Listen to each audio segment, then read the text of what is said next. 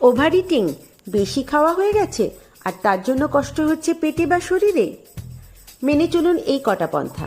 প্রথমেই বলবো, প্যানিক না করে রিল্যাক্স থাকুন, কেননা প্যানিক করলে আপনার স্ট্রেস হরমোন রিলিজ হবে, যা আপনার ডাইজেশনকে ব্যাঘাত ঘটাবে। নেক্সট বলবো, অবশ্যই 1 গ্লাস ওয়ার্ম ওয়াটার খান, যা আপনার ডাইজেশনকে স্মুথ করে তুলবে।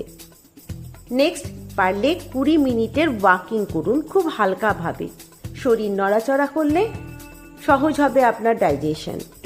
আর অবশ্যই 4 নম্বরে বলবো, কখনো শুয়ে পড়বেন না, হাঁটাহাঁটি করুন, বসে থাকুন, কিন্তু শোবেন না।